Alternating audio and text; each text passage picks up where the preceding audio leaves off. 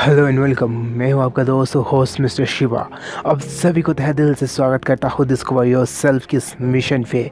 आज मैं आप लोगों के सामने एक ऐसी सच्ची कहानी रखने जा रहा हूं जिन्हें सुनने के बाद आपको यकीन हो जाएगा कि अगर आपको खुद पे यकीन हो और कोशिश करना ना छोड़े तो दुनिया में ऐसा कोई भी चीज़ नहीं जिन्हें आप चाहो और पा ना सको। ये कहानी है 1938 की। ये कहानी है कैरोली की, जो कि एक हंगेरियन आर्मी था और वो अपने देश का एक बहुत ही बेहतर पिस्तौल शूटर था। उसने अपनी कंट्री के लगभग सभी कंपटीशन जीत रखा था और सभी को ऑलमोस्ट कंफर्म था कि 1940 में होने वाले ओलंपिक में गोल्ड मेडल कैरोली को ही मिलेगा। उसने इसके लिए कई सालों से ट्रेनिंग कर रखा था। उसकी ज़िंदगी का बस एक ही मकसद था कि मुझे इस हाथ को दुनिया की बेस्ट शूटिंग हैंड बनाना है, तो बस बनाना ही है।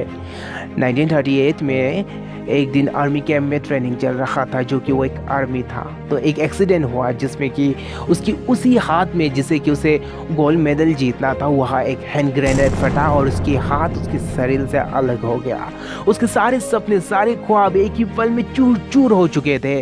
कैरोली के पास अब दो ही ऑप्शन था। पहला कि वो ज़िंदगी भर अपनी किस्मत को कोसता रहे और रोता रहे, या फिर दूसरा अपनी गोल, अपनी ड्रीम के लिए अब भी कोशिश करे, जो कि बहुत मुश्किल था।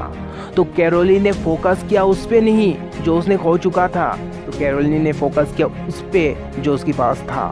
और अब उसके पास था एक लेफ्ट हैंड, एक ऐसा हाथ जिससे कि वो लिख तक नहीं सकता था। 1 महीना तक उसका इलाज चला और ठीक 1 महीने की बाद वो उठा और अपनी लेफ्ट हैंड की ट्रेनिंग में जुट गया। 1939 को, यानी कि 1 साल के बाद, हंगरी में नेशनल पिस्तौल शूटिंग कंपटीशन होने लगा और उस वक्त हंगरी के सारे पिस्तौल शूटर वहाँ पे मौजूद थे। कैरोली भी वहाँ आए।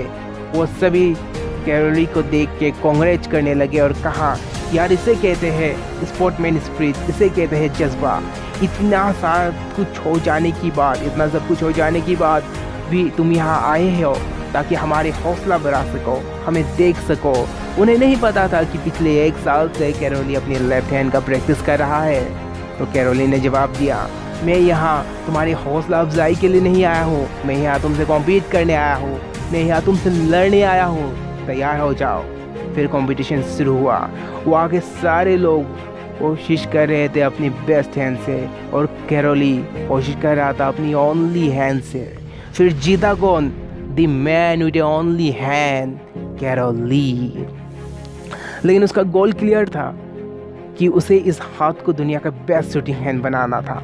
उसका मकसद ये नहीं था कि देश में वो अपना नाम रोशन करे, उसका मकसद ये था कि पूरी दुनिया में वो अपना देश का नाम रोशन करे। उसने अपना सारा फोकस इकट्ठा किया 1940 के ओलंपिक के लिए। लेकिन 1940 का ओलंपिक कैंसिल हो गया वर्ल्ड वार की वजह से।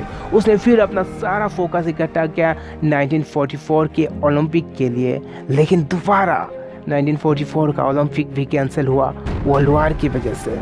लेकिन वो हार नहीं माना। उसने फिर अपना फोकस किया 1948 के ओलंपिक के लिए।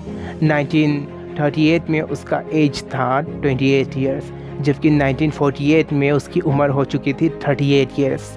और इस एज में थोड़ा मुश्किल हो जाता है यंगर प्लेयर के साथ कॉम्पीट करना। लेकिन ये मुश्किल नाम का शब्द था ही नहीं कैरोली की डिक्शनरी में, वो हारना जानता ही नहीं था। और फिर 1948 में ओलंपिक में दुनिया के बेस्ट शूटर आए थे, जो कि अपनी बेस्ट हैंड से शूटिंग कर रहे थे, और कैरोली जो कि अपनी ओनली हैंड से शूट कर रहा था। और फिर कुछ ही देर के बाद जीता कौन? The man with only hand, Caroli. लेकिन वो यही नहीं रुका। 4 साल के बाद 1952 वो दोबारा गया और दोबारा कैरोली ने ओलंपिक में जीत अपने नाम किया। उसने सिर्फ हिस्ट्री में अपना नाम दर्ज नहीं किया, उसने पूरी की पूरी हिस्ट्री ही बदल दी। क्योंकि ओलंपिक की हिस्ट्री में उससे पहले कभी भी किसी ने लगातार 2 बार गोल्ड मेडल नहीं जीता था। अब किसी भी लूज़र के पास चले जाओ, उसके पास लिस्ट है बहानों की कि मैं इस वजह से नहीं कर पाया, उस वजह से नहीं बढ़ पाया। लेकिन दूसरी तरफ आप एक विनर के पास चले जाओ, उसके पास भी हज़ारों ऐसे कारण हैं वो ना करने की जो वो करना चाहता है, लेकिन एक ऐसे वजह होगी वो करने की और वो कर जाएगा।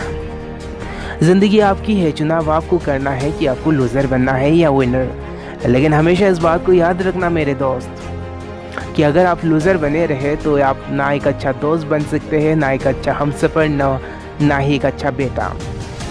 क्योंकि उस इंसान को प्यार और सम्मान मिल ही नहीं सकता जो समाज के लिए, अपनों के लिए कुछ करने के लायक ही ना हो। और दूसरी तरफ अगर आप विनर बन जाते हैं तो आपकी माँ बाबा को आप पे नाज होगा, समाज आपको इज्जत देगी, आपकी हर ख्वाहिश पूरा होगा। मैं ये तो नहीं जानता मौत के बाद हमें जन्नत मिलेगा या जहन्नुम, पर मुझे इतना यकीन है कि विनर बनोगे तो इस धरती में ही जन्नत का एहसास होगा, और लूज़र बने रहोगे तो इस धरती में ही हमें नर्क भोगना होगा। तो आखिरकार आप सभी ने अपनी कीमती वक्त मुझे दिया, उसके लिए आप सभी को तहे दिल से शुक्रिया। और हर संडे आपको इसी चैनल में इस तरह की वीडियोस मिलता रहेगा। आपको अगर अच्छा लगा हो तो लाइक, सब्सक्राइब, फलाना ढिमकाना जो भी है उसे दबा दीजिए। और आखिरकार जय हिंद, वंदे मातरम, सायोनारा।